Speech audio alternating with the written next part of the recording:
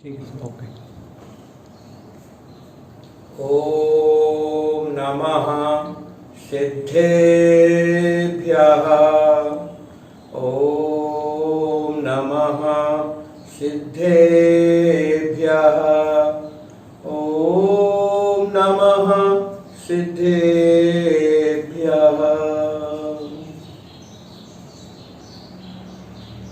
देवादिदेव श्री आदिनाथ भगवान की जय।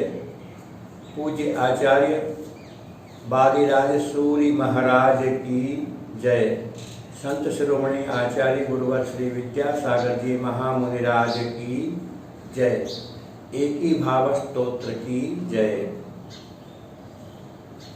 एकी भाव स्तोत्र की इस कक्षा में आप सभी महानुभावों का हार्दिक स्वागत एवं अभिनंदन। आज हम एकी भाव स्तोत्र के पद्य क्रमांक 17 के माध्यम से प्रभु से एकाकार होने का प्रयत्न करेंगे। पद्य को सही रूप में उच्चारण करने की दृष्टि से पहले शब्दों का पृथक पृथक उच्चारण जानेंगे और उसके बाद समग्र रूप में हम छंदानुरोध से इसका पाठ सीखेंगे।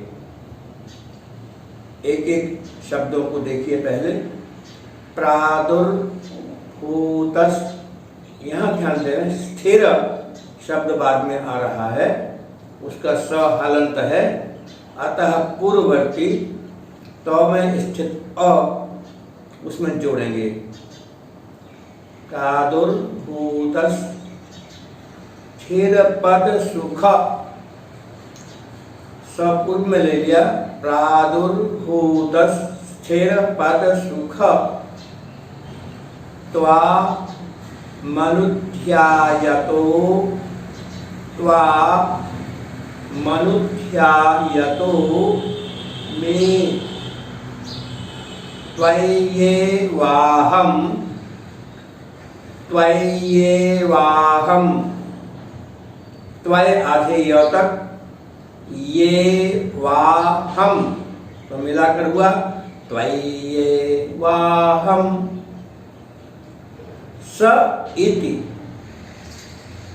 मति रुत्पद्यते निर्विकल्पा, मिथ्यैवेयं, मिथ्यैवेयं, मिथ्यैवेयं। तदपि तनुते तृप्ति मभ्रेशरूपां, तृप्ति मभ्रेशरूपां दोषात्मानो, दोषात्मानोप्यभिमत फलास, ध्यान दें, दोषात्मानोप्यभिमत फलास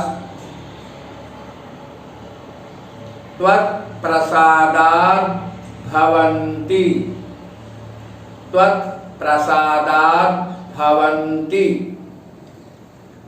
एक साथ बोलेंगे छंदानुरोध से।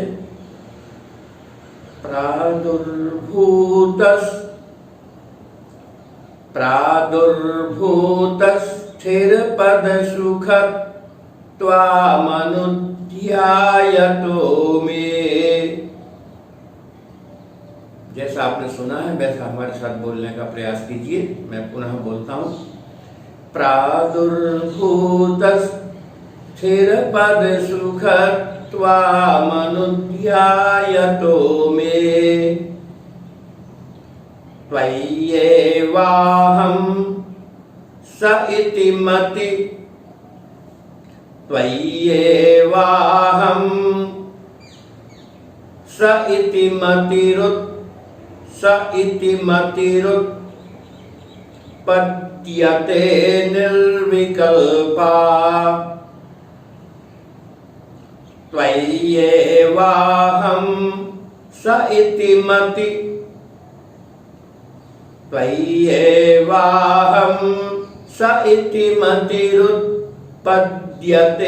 निर्विकल्पा मिथ्यैवेयं तदपि तनुते तृप्तिमभ्रेशरूपाम् मिथ्यैवेयं तदपि तनुते तृप्तिमभ्रेशरूपाम् दोषात्मानोऽप्यभिमतफलास्त्वत्प्रसादाद्भवन्ति दोषात्मानोऽप्यभिमतफलास्त्वत्प्रसादाद्भवन्ति।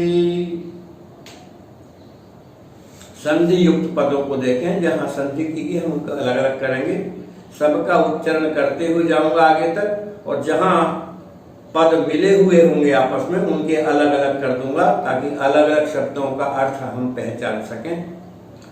प्रादुर्भूत स्थिर पद सुख, स्थिर पद सुख। त्वाम, एक पद है त्वाम और उसके आगे है अनुध्यायतः। संधि नियम से वह उत्व अर्थात ओ हो गया है। त्वाम अनुध्यायतः, षष्ठी विभक्ति एक वचन। में, यह भी षष्ठी एक वचन है। त्वयि सप्तमी एक वचन। एव अहम, त्वय्येव अहम, यहाँ पर तीन पद हैं। त्वयि एव अहम। इति मतिः उत्पद्यते निर्विकल्पा। मतिः उत्पद्यते निर्विकल्पा। अब मिथ्यैवेयम्, यहाँ भी तीन पद हैं। मिथ्या एव इयम्, मिथ्या, फिर आगे है एव, फिर आगे है इयम्, तीन पद। मिथ्या आ और एको ऐ, तो मिथ्यैव यहां तक बना, और मिथ्यैव वो में स्थित अ और आगे है इयम का ई, तो अ और ई मिलकर ए ऐसी गुण संधि हुई। मिथ्यैवेयम्, तो मिथ्या एव इयम। तदपि, यहाँ दो पद हैं, तत् और अपि। तनुते ठीक है। तृप्तिम, पहला पद है तृप्तिम, म हलंत है, अतः उसमें से आ निकल के दूसरा पद बना अभ्रेश रूपाम। अभ्रेश रूपाम। दोषात्मानः, यहाँ देखिए बहुत से पद हैं। दोषात्मानः अलग। अपि, फिर है अभिमत, और फल फलाह, इसको मिलाकर फल, अभिमत फलाह विसर्ग है, जिसका संधि नियम से स हो गया है। फलाह त्वत् प्रसादात् भवन्ति। ऐसे पद अलग अलग हुए। अब मैं इन पदों का अर्थ आपके सामने स्पष्ट करता हूं। प्रथम तया संबोधन में यहाँ पद आया है, छंद के बिल्कुल प्रारंभ में ही। प्रादुर्भूत स्थिर पद सुख, ये चारों पद मिलाकर एक पद मिला दिया समास करके। प्रादुर्भूत अर्थात उत्पन्न हुआ है। स्थिर पद अर्थात मोक्ष का पद, और उस मोक्ष पद से प्राप्त होने वाला सुख, उस मोक्ष पद से प्राप्त कर लिया है सुख को जिन्होंने, अब समझिएगा, प्रादुर्भूत उत्पन्न हो गया है स्थिर पद सुख, मोक्ष पद का सुख जिनको, अर्थात जिन्होंने मोक्ष पद के अविनाशी सुख को, परम आनंद को प्राप्त कर लिया है, ऐसे हे जिनेंद्र प्रभु। तो प्रादुर्भूत स्थिर पद सुख, यह एक विशेषण संबोधन के रूप में यहाँ प्रकट हुआ है। और आगे अब कहते भगवान को संबोधन करके कि हे जिनेंद्र प्रभु, त्वाम अनुध्यायतः मे। तो पहले देखिए, त्वाम शब्द का अर्थ है आपको, अनुध्यायतः पुनः पुनः ध्याते हुए, अथवा त्वाम आपका, अनुध्यायतः बार बार ध्यान करता हुआ, ऐसे में यानी मेरे, यानी मेरे हृदय में, त्वयि आप में, अहम मैं, स अर्थात वह परमात्मा, एव अर्थात ही हूँ, अहम स एव मैं वह ही हूँ, अर्थात मैं परमात्मा ही हूँ। अहम स एव मैं परमात्मा ही हूँ। इति इस प्रकार की निर्विकल्पा, विकल्प रहित अर्थात संशय रहित, बिना किसी संदेह के, निर्विकल्प मति ही बुद्धि, उत्पद्यते उत्पन्न होती है। आगे लिखते हैं, इयम माने इस प्रकार की बुद्धि, इयम इस प्रकार की बुद्धि, मिथ्या एव, यद्यपि मिथ्या है, मिथ्या अर्थात असत्य है, तदपि तदपि तो भी, अभ्रेश रूपाम अविचल रूप वाली, अभ्रेश शब्द का अर्थ अविचल, जो अपने स्वभाव से चलित न हो, स्थिर हो, निश्चल हो, ऐसी निश्चल तृप्तिम संतुष्टि को तनुते विस्तृत करती है या बढ़ाती है। तनुते विस्तृत करती है, बढ़ाती है। वह कहते हैं भाई ठीक है, क्या त्वत्प्रसादात्, हे भगवत जिनेंद्र, त्वत्प्रसादात् आपके प्रसाद से, दोषात्मानः अपि, जो व्यक्ति दोषों से युक्त है, दोषात्मानः दोषी पुरुष भी, दोषी व्यक्ति भी, अभिमत फलाः इच्छित फल वाला, अभिमत फलाः बहुवचन है, इच्छित फल वाले, भवन्ति हो जाते हैं। शब्दों का अर्थ आपने देखा। मैं अब सारे भावार्थ को सम्मिलित करके, शब्दों के अर्थों को सम्मिलित करके इस पद्य में पूज्य आचार्य महाकवि क्या बात पर कह रहे हैं। पहले तो उन्होंने एक विशेषण दिया यहाँ पर, बहुत सुंदर भगवान का उसी को संबोधन बनाया। प्रादुर्भूत स्थिर पद सुख, उत्पन्न हो गया है स्थिर पद अर्थात मोक्ष रूपी, अर्थात मोक्ष के पद, मोक्ष के स्थान का सुख, जिनको मोक्ष रूपी स्थान का सुख प्राप्त हो गया है, ऐसे हे जिनेंद्र प्रभु, त्वाम अनुध्यायतः में आपका बार बार ध्यान करता हुआ, ऐसा में माने मेरे हृदय में, मेरे हृदय में, अहम स एव मैं वह परमात्मा एवं ही हूँ, इति, इस प्रकार की निर्विकल्पा बुद्धि, निर्विकल्पा मति ही उत्पद्यते। मेरे अंदर ऐसी बिल्कुल विकल्प से रहित, बिना किसी संदेह के ऐसी बुद्धि पैदा होती है कि हे प्रभु, जो आप हैं मैं भी वही हूँ, जो परमात्मा है वही मेरा स्वरूप है। आगे कहते हैं कि यद्यपि इयम मिथ्या एव, यह जो बुद्धि है वह मिथ्या है, असत्य है, क्योंकि आप तो परम सुख को प्राप्त हैं, मैं संसार अवस्था में नाना दुखों में डूबा हुआ हूँ।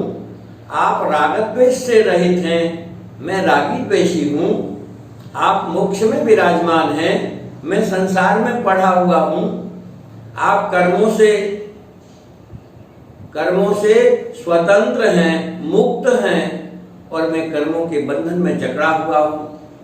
दोनों अवस्थाओं को देखने पर तो इस पर्याय बुद्धि की अपेक्षा यदि विचार करूं तो मैं परमात्मा हूं, ऐसी बुद्धि असत्य है। परंतु निश्चय नय के अनुसार मैं ही परमात्मा हूं, यह बात भी सही है, सत्य है। निश्चय नय एक ही पदार्थ में भेद बुद्धि नहीं करता कि यह संसारी, यह मुक्त, यह सत्य। वह तो शुद्ध स्वरूप का अवलंबन लेता है, और शुद्ध स्वरूप का यदि हम अवलंबन लेते हैं तो हमारा यह आत्मा ज्ञाता दृष्टा है, परम सुख से युक्त है। तो कहते हैं हे प्रभु, आपका जब हम बार बार ध्यान करते हैं तो मेरे अंदर ऐसी बुद्धि पैदा हो जाती है कि मेरा जो स्वरूप है वैसा ही आपका स्वरूप है। और यद्यपि पर्यायार्थिक नय की अपेक्षा व्यवहार नय की दृष्टि से यह कथन संगत युक्ति युक्त प्रतीत नहीं होता है, तथापि वो कहते हैं हे प्रभु, ऐसी बुद्धि जब हमारे अंदर उत्पन्न होती है कि आप में और मुझ में कोई भेद नहीं है, जो आप हैं सो ही मैं हूं,